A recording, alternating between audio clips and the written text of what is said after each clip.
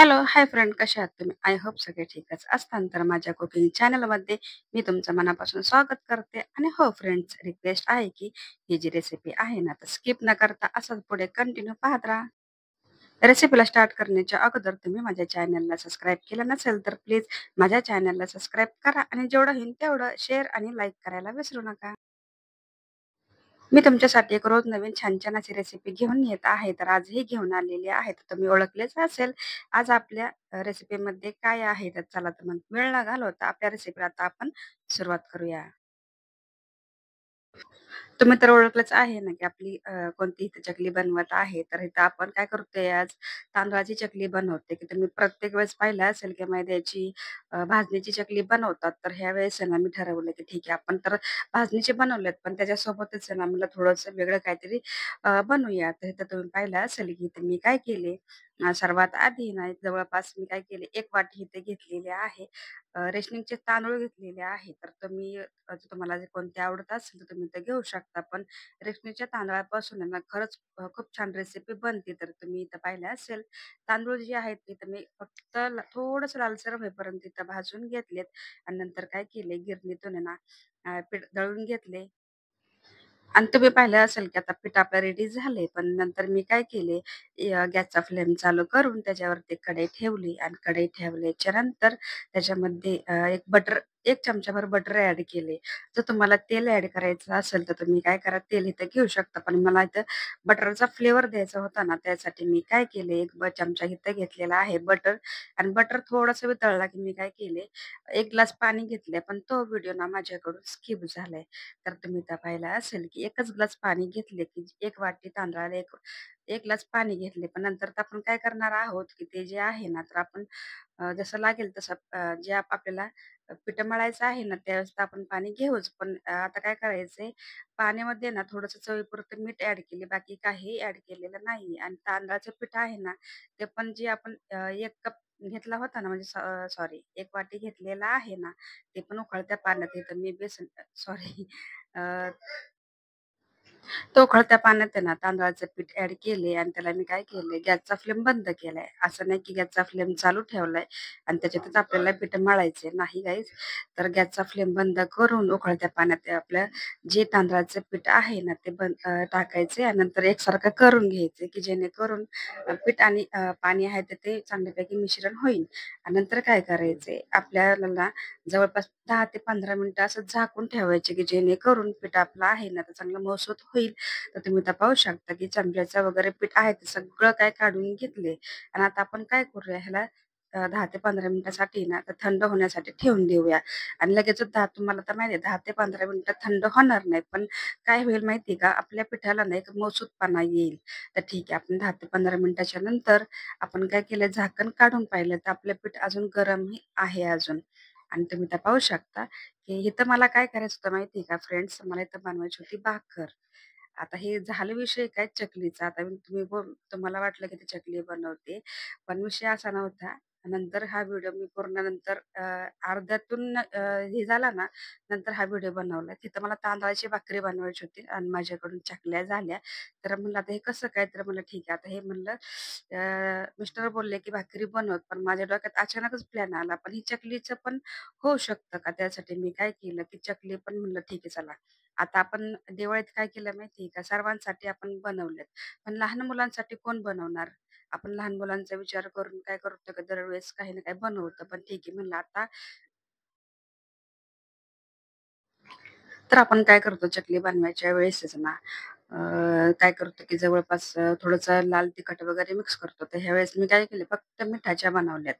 तर ह्याच्यामध्ये फक्त ओवा घातलाय आणि माझ्याकडे ना काळे तीळ नव्हते. तर तुम्ही काय करा ते तीळ आहे ना, तर तुमच्याकडे असेल तर तुम्ही ह्याच्यामध्ये ॲड करू शकता. तर म्हणलं फक्त ओवा आहे तर त्यातूनच बनवले, की जेणेकरून लहान मुलांसाठी स्पेशल ही रेसिपी आहे बरं का.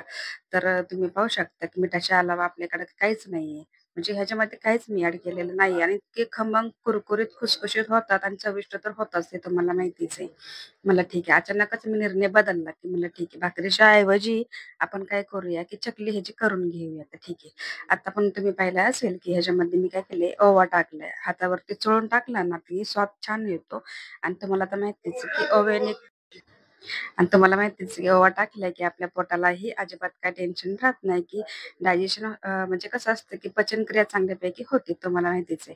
ठीक आहे. आता आपण काय केलंय, की जसं मी काय केलंय इथं पाणी तुम्ही म्हणत असताल, की थंड पाणी घेतले का? नाही गाईज, मी अजिबात थंड पाणी घेतलेलं नाहीये.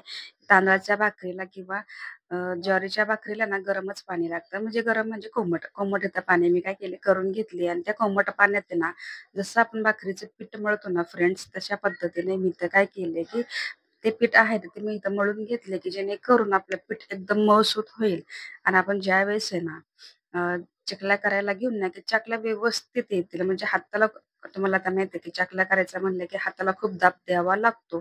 तिथं मी काय केलं, थोडंसं पीठ आहे ना सैल मळले, की जेणेकरून आपल्या चकल्या व्यवस्थित होईल.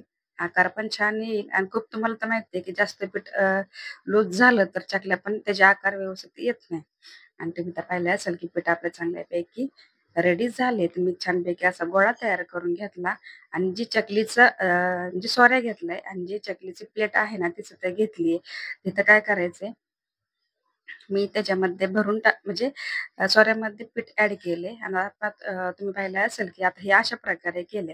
आता गेल्या वेळेस तुम्ही पाहिलं असेल, की मी काय केलं डायरेक्टली ना अ, असं सोऱ्याने पाडून पाहिलेत. आता म्हणलं आता ही थोडीशी पद्धत तर आपण पाहिलीच. आता हे बघतोच आपण Instaवरती किंवा YouTubeवरती, तर अशा पद्धतीने पण खूप ट्रेंडिंगमध्ये चालले. तर म्हणलं ठीक आहे, आपण पण एकदा ट्राय करूया. तर तुम्ही तर पाहिलं असेल, की इथे मी काय केलं छोट्या-छोट्या ना, गेल्या वेळेस माझ्या खूप मोठ्या-मोठ्या चकल्या होत्या. तर मला असं आवडतं, की म्हणजे माझी जी पद्धत आहे ना बनवायची, माझं सगळंच काही मी मोठ्या-मोठ्या ह्याच्याने बनवते. पण म्हणलं ठीक आहे, आता ह्यावेळेस काय करू आपण ना, चकल्या आहेत ते छोट्या-छोट्या ह्याच्यामध्ये काढून घेऊया. तुम्ही तर पाहिलं असेल, की आपण काय केले पांढऱ्या शुभ्र अशा चकल्या अशा पाडून घेतल्यात आणि आकार छोटे-मोठे झालेत. पण नंतरच्या ज्या माझ्या चकल्या आहेत ना, तर व्हिडिओ मी बंद केला. हे व्हिडिओसाठी एवढ्या बनवल्यात. पण व्हिडिओ नंतर मी म्हणजे नंतर मी बनवलेत ना, तर खूप छान असे छोटे-छोटे, छोटे-छोटे बनवलेत, की जसे आपण लहान असताना नाही का आपण दुकानातून आणायचो. त्या किती सुंदर वाटायच्या. तशा पद्धतीने मी बनवल्यात. आता हे आपले कसं रेग्युलर पटपट घाई-घाईत उरकण्यासाठी आपण काय केले, फटाफट अशा मोठ्या-मोठ्या बनवल्यात. तर मस्त अशा माझ्या ना जी आहेत तर तांदळाच्या चकल्या रेडी झाल्यात आणि विषय तर काय ना तुम्ही तर पाहिलाच की विषय काय झाला आपल्या चकल्याचा पिठाऐवजी चकल्या तयार झाल्यात.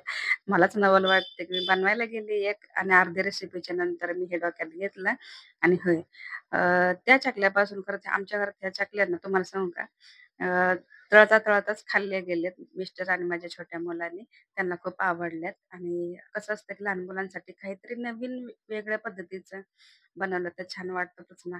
तर तुम्ही त्या पाहिल्या असेल, की आपले जे आहेत ना, ते पण मस्त असे तळून घेतलेत. आणि तळून पण कसे घ्यायचे हे तुम्हाला तर माहितीच आहे. आधीच्या व्हिडिओमध्ये मी सांगितले, की तुम्ही तर पाहिलं असेल.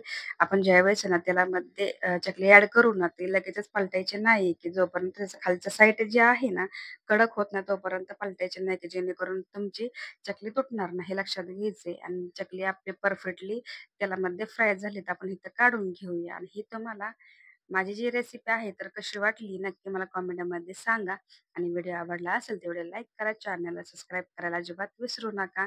आणि हो, ज्यांनी हा माझा व्हिडिओ पाहिला असेल ना, त्यांचं खरंच खूप मनापासून धन्यवाद करते आणि हा व्हिडिओ मी इथंच एंड करते. भेटूया नेक्स्ट व्हिडिओमध्ये. तोपर्यंत स्वतःची काळजी घेत राहा. सर्वात महत्त्वाचं खात राहा, आनंदात राहा, हसत राहा आणि हो, रोज येईन तो दिवस एन्जॉय करत राहा. बाय.